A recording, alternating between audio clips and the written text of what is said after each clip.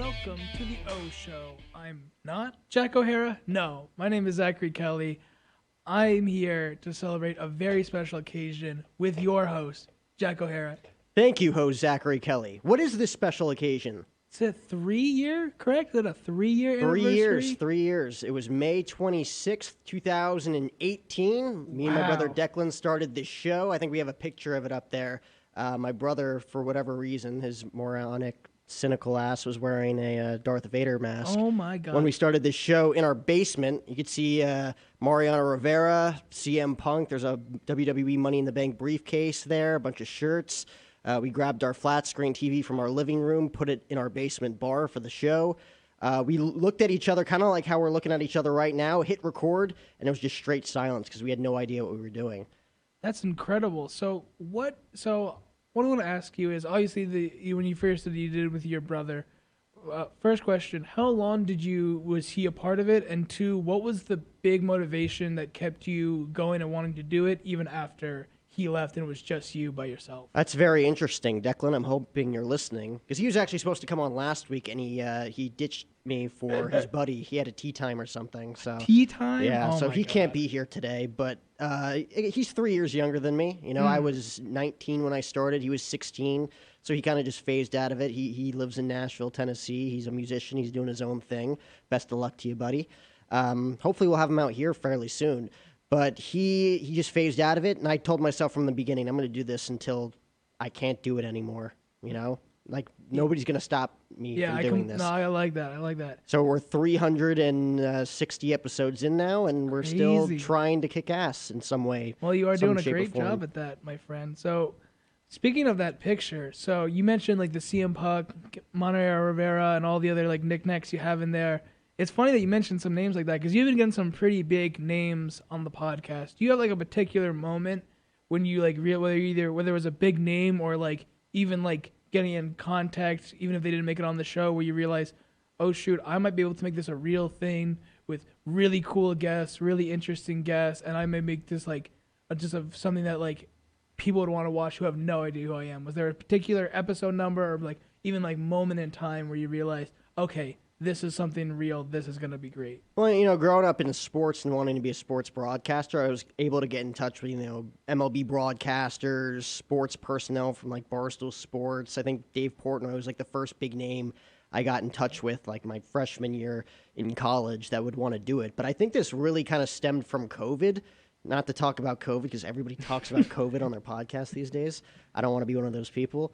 But because of that, everybody was in their homes doing nothing, and nobody had an excuse not to talk to me. It was beautiful, you know? Like, what are you doing? Oh, I'm busy. Like, no, you're not. You're in your house. It's Tuesday at 3:15 work. That. You know, it was kind of like that. So Jordan Belford was the first guy I reached out to. That was probably the biggest notable name at the time at some point last year that I reached out to. He was like, yeah, buddy, I'll carve out 15, 20 minutes, whatever. And then that kind of, you know, resulted in, you know, Josh Radnor, who plays Ted Mosby in How I Met Your Mother, Cobie Smulders, Shane McMahon from WWE, Carole Baskin, who's, I think, everybody's favorite. So kind of, I took advantage of a time that was kind of difficult and rough for a lot of people and kind of molded my diamond, in a sense. That's awesome. And we're still going. Yeah, still going super strong. Got you a job. It did. I'm grateful for that. Very, very nice friend you are right there. But one thing I want to go off on that is you mentioned that it was sports was the first thing that like obviously was your big passion. You did sports broadcasting for GCU. How much do you think that it was your experience talking in front of a mic in terms of things like GCU baseball games that helped you improve, or how much do you think it was just the repetition of the show that made you such a good interviewer? Because like even like compared to some of the other ones on the network, and despite your young age, you just seem so seasoned for someone at only 22. I just want to know, like, was that just like through work? Was it just through like 360 episodes now? What was that sort of growth like? Yeah, for all of you guys watching on YouTube, this show's just basically about everybody kissing my ass for the 3-year anniversary. That's basically what this is going to be about. Like, oh, you're such a seasoned vet at only 22 years old. I don't know. I'm a curious guy. I ask the questions I want to ask. I don't care who's listening to this. Like, for the most part, my mom and my dad were my only listeners. My dad constantly would, like, critique my episodes after I launched them. But I don't care. I ask the questions I want to ask. I don't care if they're, politically correct. I don't care if I mean, they'll care if they're offended by it, but I'm going to ask the questions I want to ask with all due respect, you know? And I'm able to, I think the biggest thing is listening to your guest. And I think anybody would tell you that, whether it's Dave Pratt or Howard Stern or anybody else, you know, Joe Rogan. Yeah. Prime example of that when it comes to podcast content creating right now. You know, if you listen to your guest, you're able to take the conversations in ways that you didn't expect them to go, right? And that's, I think, what I've been able to do with some of these guests, you know, have longer conversations than I did 3 years ago when I first started out. You know, I grew up a very quiet kid. You probably couldn't get 5 words out of me in a day. Like my dad, I hard to believe that. My father was stunned when I told him I wanted to be a broadcaster. He's like, "Are you sure you want to do this?" Because like I never said anything. Really? I didn't have any conversational skills, and quite frankly, I didn't enjoy talking to people. That's so crazy. That's wild that you changed like that on a head just as soon as like you decided you want to do broadcast and you just got so good at it so fast. But one thing that I want to mention is you mentioned the Carole Baskin episode and like everyone talks about that being their favorite. But one of my favorite parts about it, obviously, you know, Tiger King was like a big name, but you asked her questions about like her shelter and like how like she did it with like smaller cats and like her stuff like that was completely unrelated to like the other people on Tiger King. That was like her own personal story like that, and just felt that was just so interesting to me because it felt like so different than every other interview she did, where it was just, you know, stuff related or adjacent to Tiger King, and that's been a case throughout a lot of your shows. So how does the research process go? Because you talked about wanting to ask the questions you want to ask, but how does it, when you like have a guest booked, what's the research process so you don't ask them questions, one, that you haven't heard the answer to before, but more importantly, they haven't heard that question before? How do you like get to that point? Well, we kind of just talked about it, you know, listening to them, you know, and letting them talk about what they want to talk about. And she probably talks about Tiger King more than anything when she does press, when she does interviews. That's all people want to know, you know? Why not talk about stuff she actually wants to talk about? Then that could stem into something that is totally unrelated that might be interesting and something different for you to put out, you know? And both sides get a lot out of that, you know? And I think she thoroughly enjoyed our conversation. She gave me a big thanks via email afterwards, just saying like that was definitely one of the more unique interviews I've done because we talked about a lot of stuff that I don't normally talk about. So she thanked me for that, which is definitely good to hear from someone like her. You know, like I feel like I'm doing my job in that sense. The biggest reward I have in this is asking people questions that they've never heard before. Like last week's guest, David Meltzer, does interviews all the time. Like he gave me 20 minutes and I asked him 2 different questions that he's never heard before, and he was just laughing to himself. Like, I love that more than anything else. Definitely. Because now I'm doing something, again, I was a quiet kid growing up, had no idea how to even lead a conversation with anybody. Now I'm able to open up a different side of their brain and ask them things that, again, millions of other people have never asked them before. So cool. I love that. So a lot of times with shows like this, because like your show doesn't have any specific topic, like, you know, there's true crime podcasts, there's, you know, sports podcasts, and obviously you like have a little bit of a leaning towards sports, but yours is, I would say, like almost in the Joe Rogan category. It's really just about anything and stuff like that. But yet I still feel like your podcast has like an identity, a brand, and the style of that. How do you like make each show feel cohesive and feel like it like is like the same like brand while still being about going from, you know, Darius Rucker, you know, WWE, baseball, to, you know, other guests that are just in sales or like things that are completely unrelated to entertainment? How do you like make it feel still like the same show despite such a different topic matter? Again, that kind of stems back to me not caring about what anybody thinks of it, you know, like, or people that start baseball podcasts or sports podcasts or podcasts about empowerment or podcasts about business, and it has to be that exact thing. You know, you have certain segments that you do, you play certain games.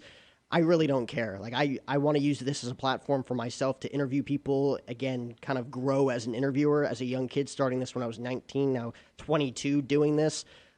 Again, mom and dad listen. My sister Megan, my brother Declan, they listen. You listen sometimes. At least you tell me that. I feel like you have to tell me that. I do listen. I do only listen to the sports ones. I will be honest. That's just my But again, I interview people that I want to talk to. You know, it doesn't stem from like, oh, what's my audience gonna think? Yeah. Like, again, whoever listens to this, thank you. Like, that's why we're in the position we're in today. You know, the fact that I've been able to grow this into what it's become, and I hope to grow it even more. At this point, hopefully it grows within the next 5-10 years. Again, I want to do this till the day I die. Like, I could care less about, numbers and listens. And I've been doing this free for 3 years. Nice. I don't care. I think this is my passion. I love Would it be that. great to make a ton of money off of it? Sure. Would always be great. But, this is a passion thing for me. And I don't think that passion's ever going to die in that regard, because I love storytelling, and I love getting to tell people stories, and hopefully that molds into something bigger that's on the horizon sooner or later. Speaking of on the horizon and bigger things, so something new, obviously, as the fact that you can see me is clear proof of this.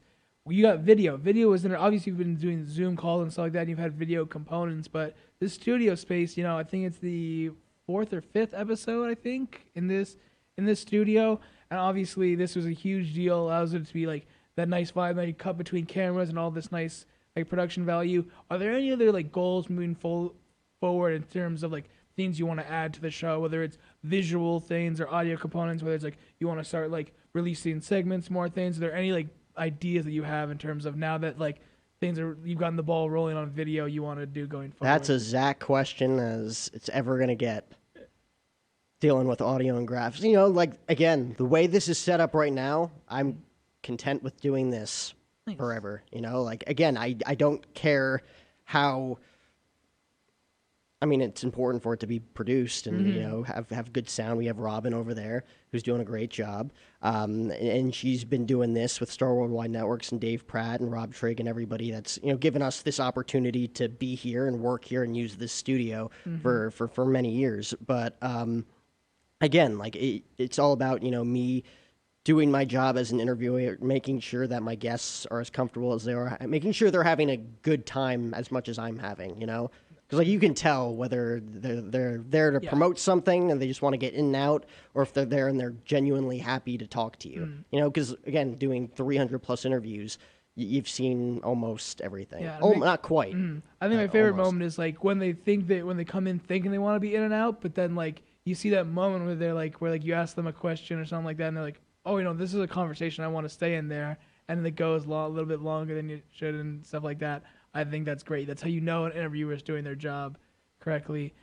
Speaking of like interviews and stuff like that, are there any moments, because with the last show, it was all about like coaching and stuff like that in terms of life and sales and like improving yourself. Is there any episode when you were listening to an actor or a baseball player or a commentator where like you asked them a question and you got an answer that not only you didn't expect, but changed the way that like you approach things? That like you didn't sound like a cliche, like just like motivational thing where it's like that's gonna stick with me. Like that's like obviously like you have questions that stick with the guest, but have you ever got an answer that's really stuck in with you?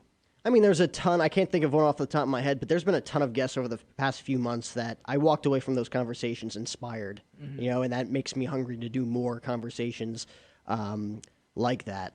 Chad Michael Murray, who's an actor, his big thing was One Tree Hill. I don't know if you ever saw that show growing up. But, he kind of talked about some of his past acting experiences, kind of how he molded it as a dumb kid pulling pranks on set that cost him thousands of dollars. And he was able to use that and, be like, never do that, And Sean Prez, who's a great guy, he's a music producer, was P. Diddy's manager for almost a decade.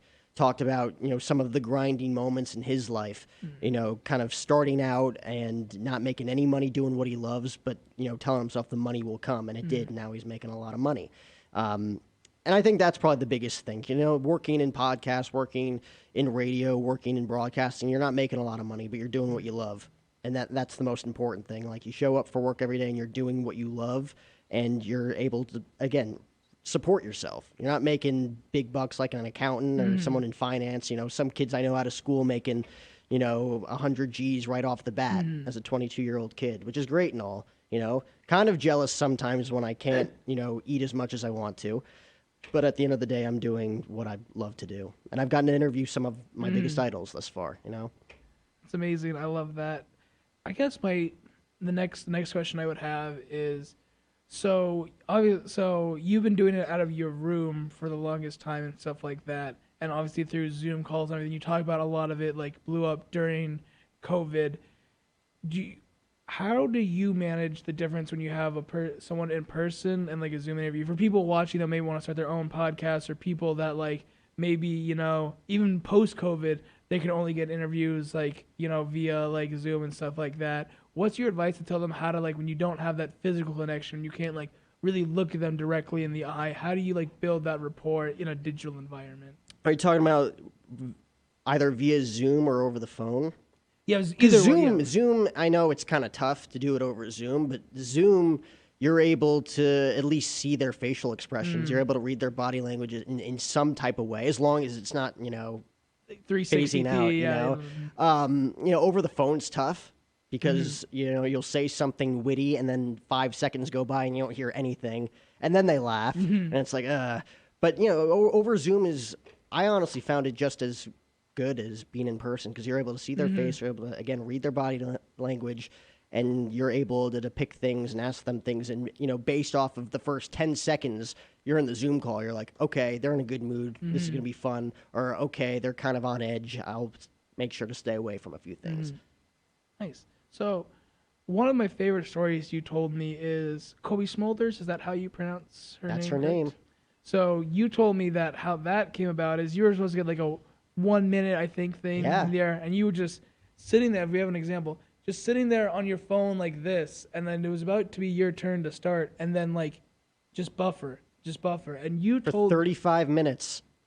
so, My hand fell asleep. I couldn't even move it. which one, that's incredible that it somehow took 35 minutes. But the fact that you stuck the 35 minutes, she's like, oh my God, I'm so sorry. And like, there's a little like timer that had the one. She's like, oh, let me change that. And she changed it from 1 to like 20, like 15, 20 minutes. And that's how you got the real thing, full piece you got with her. I just think that's such a great moment of tenacity, like the ability to be like, no, I'm this is an opportunity. I don't care if my arm feels like it's about to fall off. I'm gonna keep going through. And obviously, it's your passion that goes through that. But what would you like tell other people listening? It's like when you have that passion for stuff like that, but you hit like, obviously that wasn't the biggest roadblock, but it's still like that moment. You wouldn't have gotten that amazing interview if you had not. It would just been like, oh, it's buffering. Well, I guess no point in taking. Yeah. Like, what do you do at that point? Yeah, like, don't give up. I mean, you're there for a reason. At the same time, like, that was supposed to be so. Her publicist is the same publicist as Corey Taylor, who's the lead singer of Slipknot, and I got a chance to interview him. So as a thank you for that, he's like, yeah, we have a few meet and greets coming up virtually over, iPhone, Zoom, whatever. And Cobie Smulders, my favorite show growing up was How I Met Your Mother. She was Robin Scherbatsky. So I was able to set up, it was supposed to be 60 seconds, right? And she just has a meet and greet. So like, hey, big fan, ask her a question, whatever. And she had me waiting for like 35 minutes. Like literally my hand was like this for 35 minutes, falling asleep. I'm like, she's going to show up at any moment now. But as the time kept going on, I'm like, oh my God. She finally showed up on the screen, and she's like, I'm so sorry. And there's a timer on the top right corner that says 1 minute. She's like, I'm still learning how to use this stuff. She taps it like 3 times, have 35 minutes. I'm like, now I have 35 minutes with Cobie Smulders when I thought I was going to have 60 seconds. And as not a seasoned interviewer, but enough experience to where I'm like, okay, I know what her career is about. I'm a big fan of the biggest show that she's ever done. This is going to be fun. And it was just a casual conversation because she was such a sweet girl too, like sweet actress who is very nice, asked me a lot about my life too, as opposed to me just talking about her and her career. She's done a lot of those Marvel movies. She's Captain Hill in the Avenger movies with Samuel L. Jackson. And she was just great talking about, what her thoughts were on the show, because there's a lot of people that were kind of skeptic of the final episode and the series finale of How I Met Your Mother. And we actually have a snippet of that show. That was episode 262 of the podcast that we did in the fall with Cobie Smulders. Again, she portrayed Robin Scherbatsky in How I Met Your Mother. She was Agent Hill in the Marvel's Avengers series. So let's take a listen. This is Cobie Smulders on episode 262. Sarah. How's it going? Good, how are you? Not too bad. Thanks so much for doing this. I'm a big Oh my fan. gosh, I'm sorry if you were like waiting. I don't, this is my first time doing any kind of like weird timed conversation, but I just keep pressing this plus button because I don't like it. It's all good. It's all How good. are you? I'm great. How are you doing? Are you in where are you staying? Are you in LA, New York? I am in the Los Angeles of California. Sweet. How's Where are everything you over at? there? It's fine, it's fine. It's life is what it is. How are you and where are you? I am in Phoenix, so about Okay. 6 hours south, north, wherever. Yeah. Things are probably the same. Yeah, pretty, but it's much hotter where you are, dude. You're like in the desert, I feel. It's nuts. It's like it's 90 degrees right now, and there's no sun. It's just pitch black outside. That's so But I weird. love it. Did you grow up there? I grew up in New Jersey. Whoa, so this is a big change for you. Oh yeah, right When outside Manhattan. So of course I was a big How I Met Your Mother fan growing up. Oh yeah. Probably get that all the time. I know that's How probably old like are you? ancient What history age for you. did you find it? What age did it come to you? Because you're Ooh. younger than I am. Yeah, so when you guys started 05, it was about I was like 6, 7 years old. So I probably discovered Yeah. it like as you guys were wrapping up. So I had to Right, catch up. right. It's so weird to me. Like I will meet somebody like a kid who's like 13 and they're like, Yeah. "Oh my god, How I Met Your Mother, I love it." I was like, "You were not born, bro. Like when we started the show, you were not in existence." I And know. that's so wild. That was like the one thing I kind of wanted to pick your brain about was Yeah. the series finale. So Oh yeah, tell me what you think. from Tell the me fan, what so I you think. personally loved it. I know there's a few of Well, my buddies that I you watched are it with. in the you are not one of you are the very few, one of the very few.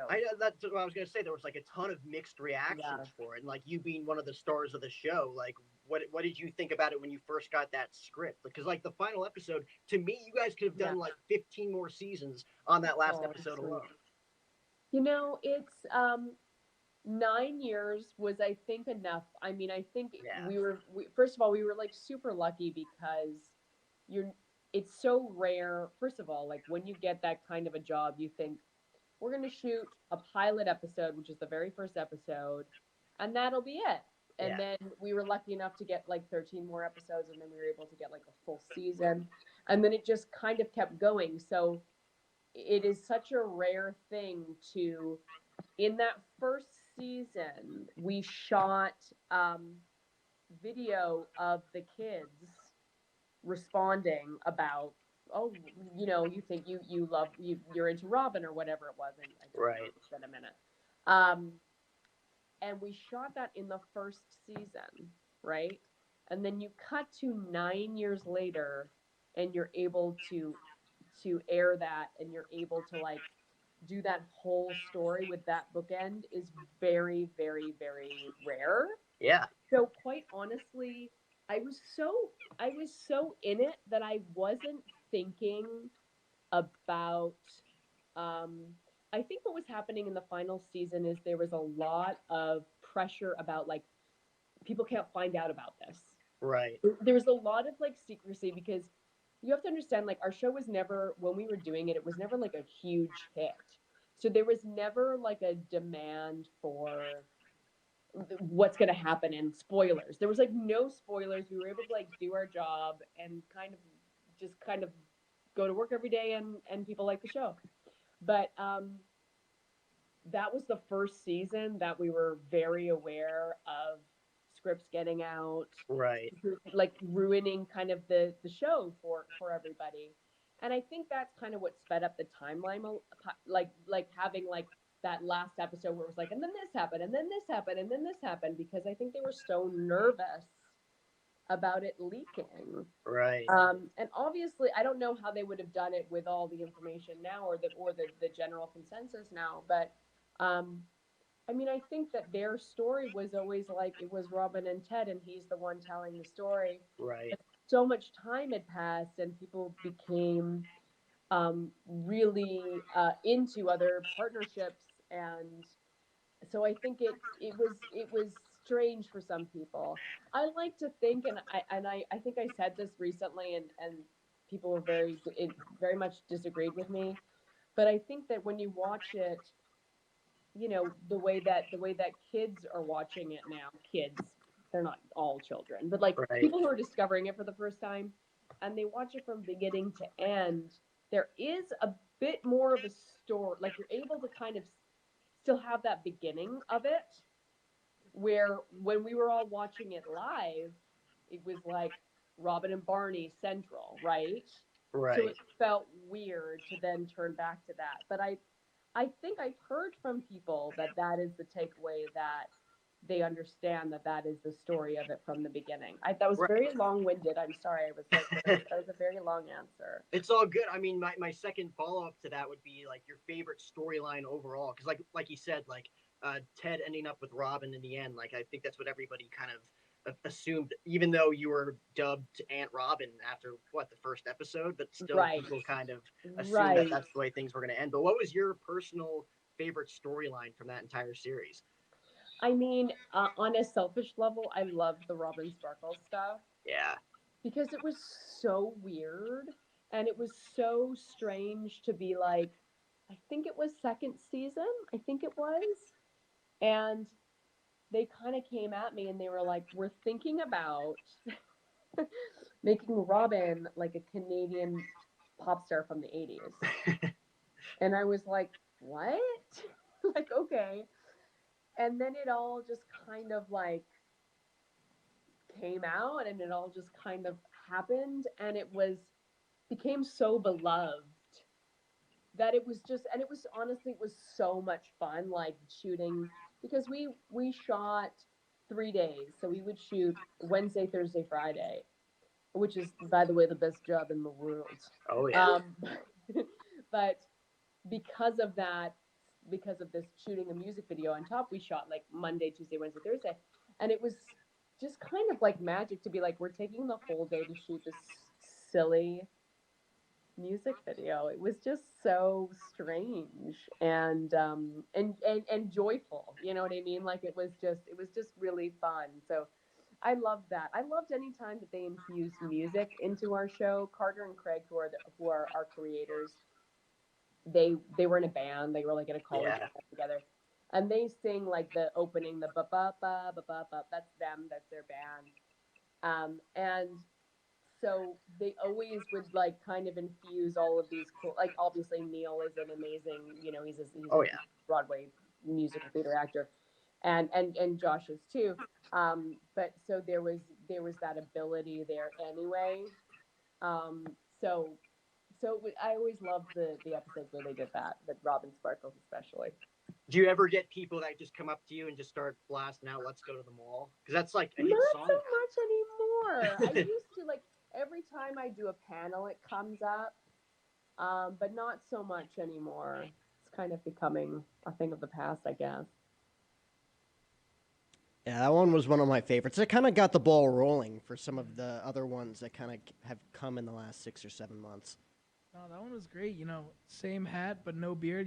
The saying goes, some things change, but some things stay the same. I like it. Adapt or perish, baby. Adapt or perish. So, the next thing I want to ask you is, 3-year anniversary, 360 episodes. I know it's harder to pick a favorite child when you have like 2 or 3. I'm asking you to pick between your favorite of 360 children. I don't think any parent would pick between 2 or 3 children. I think every parent would say, "Oh, they're all my favorite." But they have a secret answer, and I want to know your secret answer. What is your secret favorite Osho child, Mr. O'Hara? I don't know if I have one specific one, because again, there's so many, but some of my favorite interviews are the broadcasters. And there was one specific broadcaster. His name's Todd Grisham. He broadcasts for the UFC. He broadcasts for Glory Kickboxing. And he used to broadcast for the WWE. Now, broadcasting for the WWE is a completely different element because you have Vince McMahon in your ear. And Vince McMahon, I've never met the guy. I've never worked for him. But from what everybody says is that the guy is a micromanager, like the micromanager, does everything himself. He wouldn't ask you to do something he doesn't know how to do himself. He probably knows all the live production. He probably knows how to do sound, audio, video, camera work. He probably knows how to do everything. So he's constantly in this guy's ear, and if you don't say something verbatim, what you said, you just hear it from him. So this is one of my favorite podcast segments. This was episode 296 with sports broadcaster Todd Grisham talking about his experience with Vince McMahon. He'd talk to you throughout the fight. He'd tell you exactly what to say. And if you didn't say it verbatim, if he said, "This guy may be the greatest to come out of Haralson County, Georgia," if I said, "This guy may be the greatest ever to come out of Haralson County," you didn't fucking say Georgia. God damn it, that's not what I fucking... Well, you're still calling the match. Hey, well, clothesline. While this guy is just completely undressing. You're the worst commentator I've ever fucking hired. No chance. That's On the specific instance where you were on the mic and he was saying something so distracting that you were like, holy crap, like, is this really happening right now? This wrestler named John Morrison. Yeah. Parkour training, that kind of surfer dude. And they loved to integrate the WWE magazine at the time. So any stories they write in there, he would love it if you said, hey, in the latest WWE magazine, John Morrison talks about blah, blah, blah, blah. Well, in the WWE magazine, he talked about how he loved poetry. And in fact, his finishing move, which was Starship Pain, he wrote a poem about Starship Pain. So in the middle of the match, he does something, and I say, hey, John Morrison, in the latest edition of WWE magazine, wrote a nice poem and described where his blah, blah, blah. And Vince McMahon gets in my ear and goes, did you just fucking say that our number one heel writes fucking poetry? What the fuck is wrong with you? And I was working with JR, who's a legend. JR, start talking. Todd, shut. You're not allowed to fucking talk anymore. Shut up. So I just sit there. The match happens. I don't talk for like 8 minutes. JR says the whole thing. The match ends, and he goes, all right, you can talk again. Can you imagine Joe Buck calling the freaking World Series in the 4th inning? The producer says, don't talk until the 6th. That's what he told me, just because I said that John Morrison likes poetry. Just because you did your homework, really? Yeah, I did my homework. I did what he told me to do, and I got punished. I know you couldn't hear what he was saying in that, but it was basically, if you didn't say what Vince was saying verbatim in your ear, Vince would just go off. You're the worst fucking commentator I've ever hired. God damn, that's not what I said. How do you broadcast when you have that in your ear? That's so much pressure. I'm curious what being related or a personal relationship with Vince McMahon is like. I'm curious what that would be like, considering that's how he treats the professional relationships, what those personal relationships would be like. Well, that's a great segue, Zach, because I got a chance a few weeks ago during WrestleMania weekend to be a part of some media coverage. Got a chance to ask his son, Shane McMahon, a few questions. Probably one of the more eccentric human beings I've ever gotten a chance to talk to. Just stared straight into my soul. Was kind of intimidating. But this is a snippet with, I think this is episode 347 of the podcast with Shane O'Mac. Here comes the money. Here we go. Money talk. So out of all of these moments, what is your favorite WrestleMania moment? No, I guess that goes back to WrestleMania 1, when the first ding, ding, ding was heard and had started this franchise. I mean, you have so many to choose from. I mean, coming back, jumping off the top of the cell against Taker at WrestleMania 32. What was the tougher bump for you? WrestleMania 32, jumping off the cell in front of 100,000 people, or jumping off the cell against Kevin Owens knowing that Sami Zayn was going to pull him away and that you kind of had to dodge both those guys?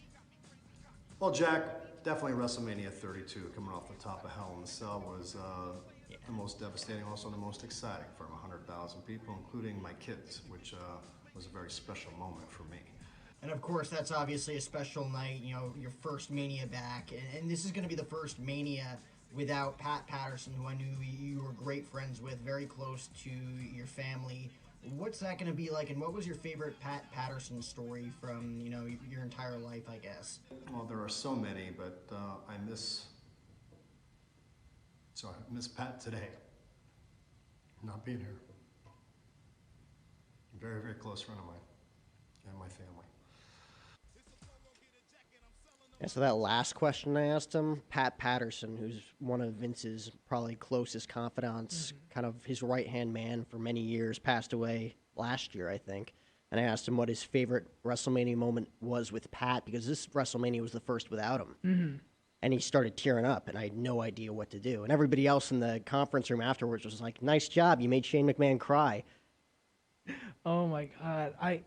So did you, when he cried in that moment, obviously you experience a lot of different emotions on that show. Is there any other, so on the other side of the spectrum, obviously there's a lot of that's a huge emotional moment, you didn't want him to like you don't want to like offend him and everything, but that's like you got him in a vulnerable moment. It was like a really unique thing. You like something that was you asked a question and like on a subject matter that was like close to him. Is there anything on like the other side where it's like cause a lot of the podcasts like information, but sometimes you're just emotional like sad moments like that. But on the other side, are there any like moments where like you really laughed or a guest that you were just like they're like comedic timing, whether it's on the show or just stories they told or just like their career itself, like that you just like that had the other side where it's just like instead of that sad moment, it's that like laughter, that like moment of relief.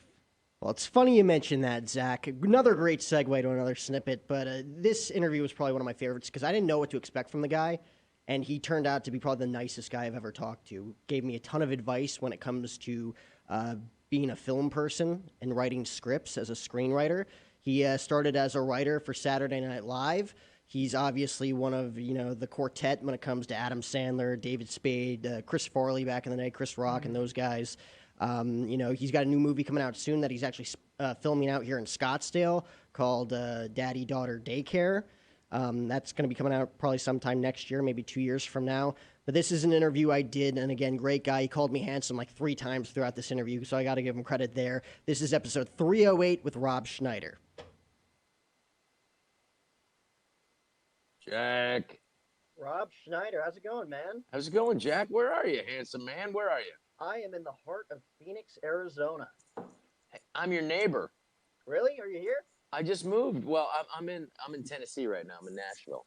Oh, so my brother lives in Nashville. Yeah, I'm playing at the Zanies for we have 15 shows here we're doing. Oh, that's sweet. So I know a lot of stuff is opening up down there now. Well, you're in a Republican state. I'm your neighbor, and thank God I moved out of California. I couldn't take it anymore.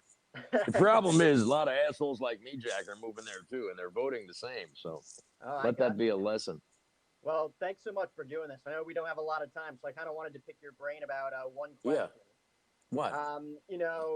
Benchwarmers, probably one of my favorite comedy movies of all time. Big baseball thank you. fan. You guys, you get to whack a bunch of mailboxes with a Hall of Famer and Reggie Jackson, right? Yeah. So, just overall, that's got to be one of the coolest things ever because you get to whack a bunch of mailboxes with a Hall of Famer, some of your best friends, and Spade and John Heater. Like, how was that experience for you guys, and how was it for him? Was he very open to doing it right away? I always thought, here's the thing, Jack. I always thought to myself, how are we going to get Reggie Jackson? Yeah. He's a Hall of Fame. Like, these guys are dying to be in movies. They don't get offered movies. They get typecast. I get typecast as a comedian. He gets typecast as only a baseball, as Mr. October. So when he's offered and paid to go out, and we took him out to dinner and everything, he loved it. He was so happy we couldn't get rid of him. He said, what are we doing tomorrow? I said, that's it. That's all we got. But he was able to tell stories, and he told me. So the cool thing about it, Jack, was he was able to say to Mr. Steinbrenner, you don't get paid for the season. You get paid for those 17 games in October, all the way through the World Series, and So I said, you get paid for those 17 days in October games. And that's it. You're either the World Series champions or you're a loser. And that's it. So you have to deliver in the clutch. So it was just cool to be around somebody like that who really did deliver in the clutch. And he looked like he could still play. Oh, yeah. I mean, he has that self-discipline factor. Were you guys actually just in a random neighborhood, just whacking a bunch of mailboxes? Yeah. Well, the thing is, we put up our own mailbox because if you hit something metal, you're going to get hurt. Oh, yeah. You're going to really mess yourself up. But when they put the nice balsa wood together, and a little stick that it was fun. I mean, literally, it was hard because I was 40 at the time, I was 40 years old. So 40, your healing and recovery time is a lot. That's why baseball players, at 40, it's over. It's over unless you're Tom Brady for some reason. Oh, yeah, so it was the recovery. That was the hardest part was because I would pitch and then you take a couple of days to recover. But I had this Chinese doctor that was Shaquille O'Neal's doctor, Dr. Shen. And I tore my shoulder because the director made me pitch 2 days in a row without, the 3 days rest minimum. And what it does is he just pokes your back and then bleeds you like a stuck pig. Oh. And then, but then the healing comes in. So that's it. That's why Shaq worked with him. Shaquille O'Neal was the guy that got hit in the stomach every game like 50 times. And he never told anybody that was his weakness, but that was. And so he would need to literally get bled on his stomach to get so the bruises would heal faster so he can play again. And one time Kobe Bryant twisted his ankle and he said, he's not going to be able to play in 2 days. He went and saw Shen. Shen bled his ankle. And then he did play and scored 32 points. And then they won the championship. That's nuts. I've never heard that story. Yeah, it's acupuncture, but it's acu with cupping and extraction. But I'm just telling you, like, I hurt myself on the animal, and they think, oh, the movie's over. But that's when they got Shaq's doctor, and he worked on me from like midnight till 3 o'clock in the morning. And I had an old injury. So those old injuries, it's good because Western medicine doesn't know how to deal with like a tissue injury like that. And you can't do surgery or you're screwed forever. But you play baseball? I did in high school. And then That's fun. I could never grow, so I was like, all right, in college I'm going to become a broadcaster, and that's what I'm setting out to do now. I'm broadcasting, I'm acting, I have a film minor, I'm screenwriting, maybe trying to dabble into what you do, maybe not at the high level that you do it, but... No, don't limit yourself. Just whatever the thing is that you're most excited about, focus on that. Keep an open mind to it. Because the key to it is like, you have so many hours in the day, put it towards that, and the thing that's most exciting to you. You know, if I'm broadcasting, you got to start that young, while you're now, you know. Just I would say, just like for me, just clean yourself up. You can shave. You're a handsome guy. Clean everything up, shorten, and just get out there and start putting yourself in that position to do broadcasting and just shoot your stuff yourself. That's the key now. You know, you can actually shoot stuff, edit it, and put it out there yourself and get that going, and then show it to a local news channel and see if you can get on there. Because, you know, those guys, they're dying to get people because they don't pay worth shit. But what you need right now is experience, you know, not the money, just to get out there and do it. So do the thing and screenwriting is great. I would just say, if you like a movie, find the movie that you like and go online and get the script for nothing. They'll give it to you, or it's $5. Then read it and learn the structure of the script that you like. And then read it. And so it doesn't become, you're not excited by it anymore. You're just seeing how they put it together. And then that will be, you can open up and then figure out what to do there, you know? Oh, yeah. Did you, like, in your experience when, you know, first starting out in it, because I know you were a writer with SNL starting out, when you were writing some of your first screenplays and feature films, do you look back at any and like, oh my God, that was like abysmal? Like, I'm sure like everybody has those stories, but like, were there any specific ones that you look back on and be like, man, that was really embarrassing? Not in a funny way, but that was really like there's some scenes in Deuce Bigelow too I wish I wouldn't have done. You know, there's some scenes like, you know, me wearing a diaper isn't exactly a macho thing. But you just have to, it's experiment. And the thing is, once you're emotionally connected, in other words, oh, I love that. Like, then you're onto something. When you're looking for it, maybe this would be a good idea. Maybe that would be, then it's intellectual and it's not felt from an emotional place. So you have to trust not to work it too much. You have to do, after you have that inspiration, then it takes the perspiration to do the work. But it's got to come from, oh yeah, we can do this. But if you're not sure, you'll know when it's the idea that you have to follow through. Then you have to just keep following through. But you know, failure is an important part. I mean, most of the time when I first performed was bombing. And I remember getting off stage, and this is true, Jack. I felt like I bombed so badly. One night, I felt like my ears were melting off my face from humiliation. And I said, I want to remember this so that I can remember to not let this get to me like this. And I said, I'm going to go to my belt. The audience can get to me there, but no lower. Yeah. Because the important stuff's under there. I'm not going to let it get me. And then you just have to just focus in on the thing that you love, and then it'll come. And it'll come from work. And then, boom, it's going to come. But the thing about it is to not worry about the result too much. I tell young people this too. Don't worry about what it can get you. Stay in the excitement of it. And then that's going to get everything you've ever imagined. But just stay in the excitement of it. Too many people focus on what it can get me money right now and this and that. And so, you know, I did shit jobs, 12 shit jobs that I didn't care about. And I got fired from, that's why I had 12. I got fired because I didn't care about them. And I have to say, I was a shitty employee, but I was painting houses, selling shoes. I was a busboy. I was like, fuck this. And they said, you're fired. I was like, fuck you. I'm just here just to make a few bucks, man. Yeah. I didn't sign up to be a fucking busboy, you know? Right. And I was a dishwasher, which was the best job because no one was bugging me.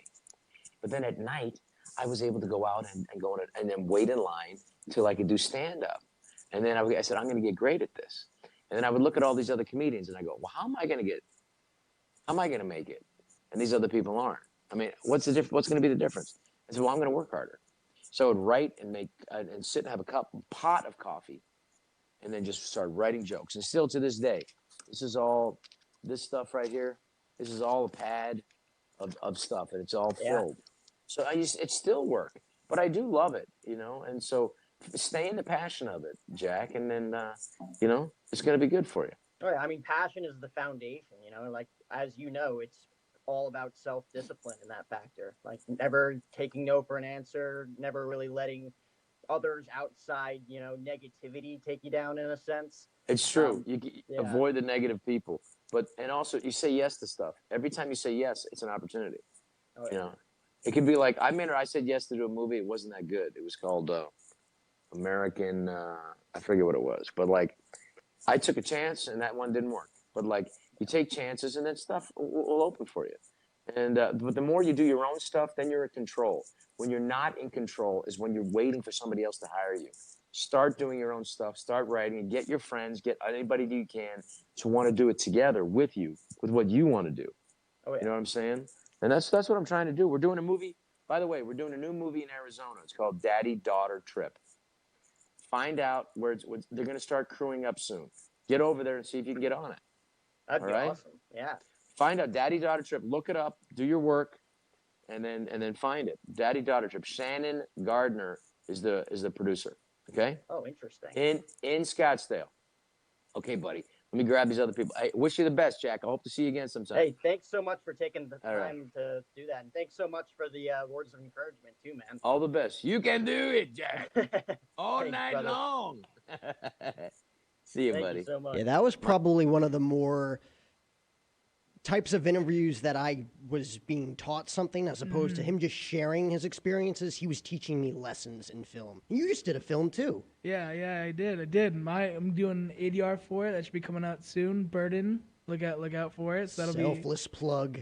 Absolutely selfless plug. That's how it goes. But I definitely will actually take some of that advice. He gives a bunch of screenwriting tips. I'd definitely like to know from an SNL writer, because had a great run on SNL and his great movie career. So I'd definitely like to take that advice. But to wrap up this show, I gotta ask, because I know my answer personally, but what episode do you think resonates most with your audience, your listeners, that like just really like hits them, like just resonates with them? Well, it's your personal one.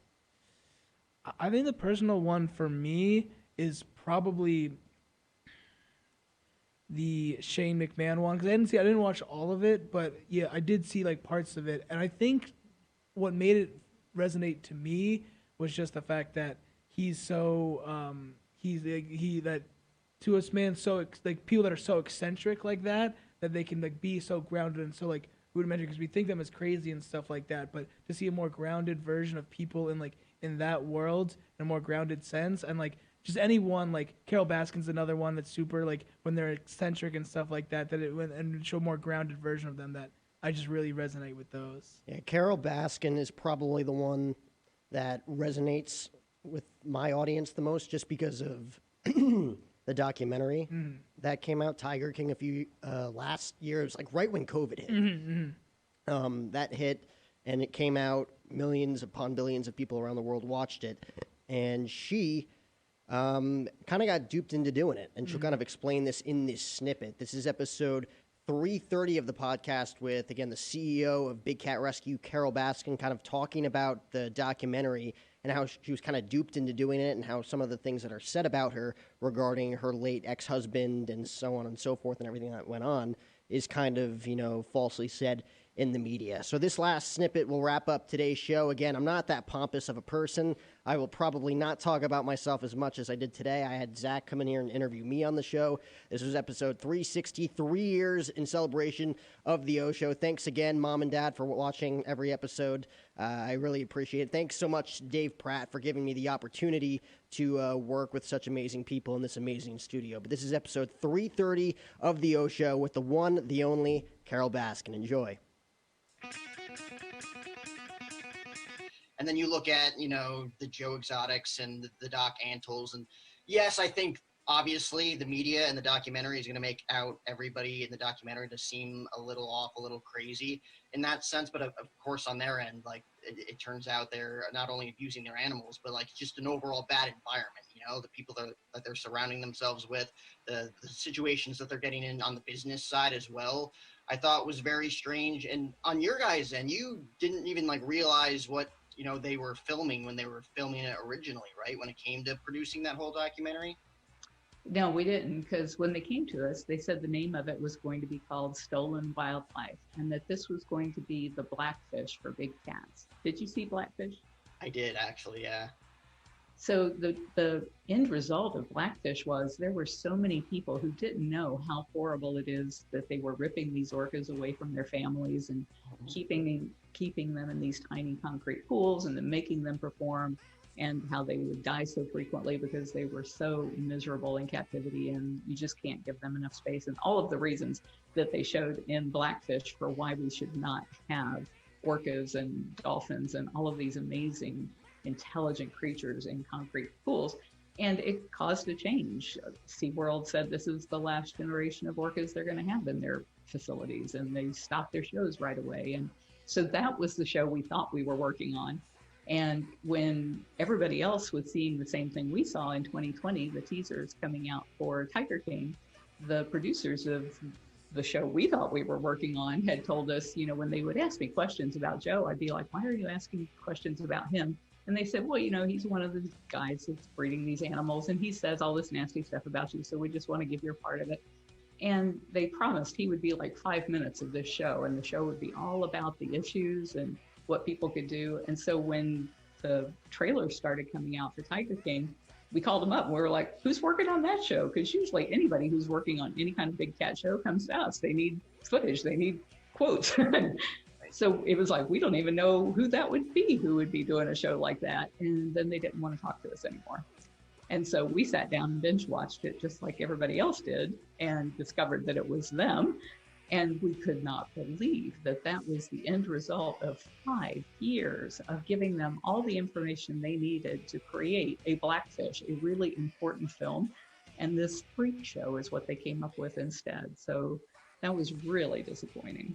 I mean, and that's very manipulative, kind of in a sense, and like I guess that's what they say about Hollywood too. I mean, that's at least what I've grown up being told about. You know, it's weird how they literally, like, you didn't have any sort of say in how that was gonna go. Like, even after they made it, like, I figured that you'd have to have like some sort of consent from the people that were involved in order to create it that way. I mean, they did get consent forms, and the consent forms was they could use whatever they filmed, but they didn't give us any control over what their end product was, and sure didn't give us any clue as to what that thing was going to turn out to be, because that was nothing like what we were pitched was the actual show. What exactly were you and your husband thinking when you sat down and watched that for the first time? Because again, like, it probably was the most watched documentary in 2020, because it came out literally when the whole world went, you know, nuts with the pandemic and everything. Yeah, I think that created a perfect storm. And here's what I had a lot of time to think about this. And it seemed to have come at a time, of course, when everybody had just gone into lockdown. Everybody was scared. We didn't know what was going to happen with our jobs or with our families. Were we all going to die from this thing? And everybody was looking for somebody to blame for the fact that we were all stuck in this situation. And here comes Joe Exotic saying, everything in the world, it's Carole Baskin's fault. It's effing Carole Baskin's fault. And I think that's why that whole thing with the memes and everything took off. Even though people didn't, you know, consciously think that I was responsible for COVID, I think there was this need to find somebody that everybody could hate on at one time, and that I became that poster child for that, based on the way that I had been portrayed in Tiger King. So I think it was kind of perfect setup for that. But as far as watching it, I mean, we binge watched it because there was a podcast that Robert Moore did in August of 2019. So Tiger King came out like 6 or 8 months later. Oh, it was like the Wonder something, right? Wondery, yeah. Yeah, right. And so the way his podcast went, and it was about the same thing. It was like 7 or 8 episodes. And it starts out the same way Tiger King did, where you're meeting all of these crazy people. And he painted it as this feud, which is bizarre because I've never even spoken to Joe Exotic, but he painted it as a feud. And then at the very end, he said, but you know what? I found out that I was being lied to, and here's the truth about all these people that are breeding and exploiting these animals, and here's the truth about Carole. She has this beautiful sanctuary, and he came clean at the end of it, and he said the reason that he wanted people to kind of go down that path with him the way that he showed it was because that was the way he was led into it. He believed all of these people, the Antles and the Tabros and the Joe Exotics, he believed them, and then he found out they were lying to him, and so he wanted the public to see that same kind of trajectory. So we sat through Tiger King thinking, okay, they're going to follow that same thing. They're just copying Wondery. And they never got to the point where they said, but all these people were liars and none of these animals serve any conservation. They didn't get to any of that. Instead, they left it hanging on, well, this is just all horrible and nothing's ever going to change for the animals. And then it was the end. And then they said, well, we're going to do this like 8th episode or 7th episode. So we sat through that, and that was just awful, that thing they did where they were like talking to people from Tiger King, but it didn't answer any of the questions that were raised in Tiger King. So even when they had the opportunity to fix the problem, they still didn't do it.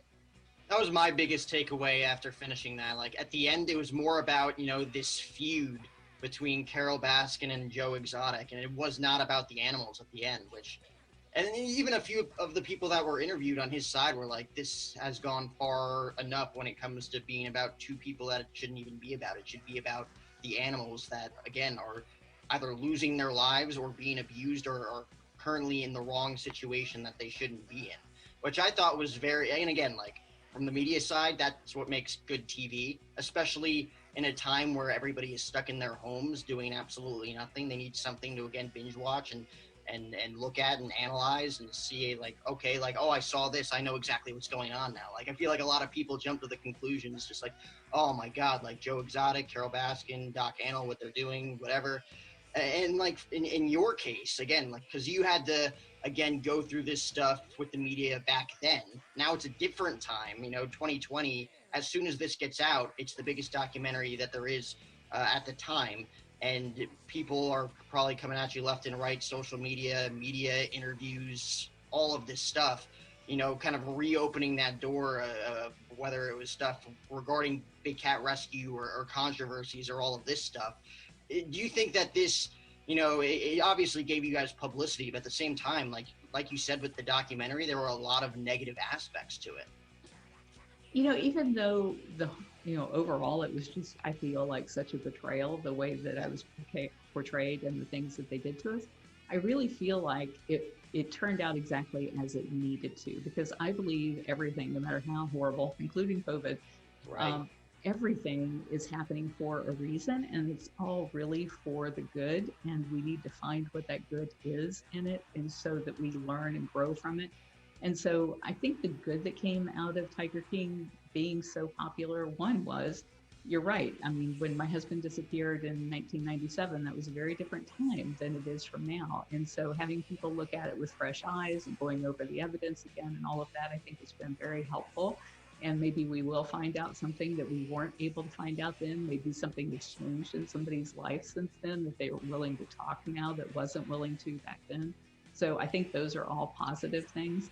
And I think the platform that I have been given by the media, by virtue of the fact that everybody wants to rehash Tiger King, they have at least given me the opportunity to try and bring it back to the animals and to say, that was a dumpster fire, and I'm glad you enjoyed it, but here's what's important. We're going to lose the tiger in the wild if we don't do something like right now. And the very first thing we have to do is stop the cub petting, because that is what's driving all of the breeding, discarding, and that's growing the market for their parts and for their derivatives that are putting pressure on the wild population. So that's why we have to stop it right now. And so I don't think I ever would have had that level of exposure to the media had it not been for being portrayed as some villainous, money-grubbing, tiger-loving, husband-killing bitch.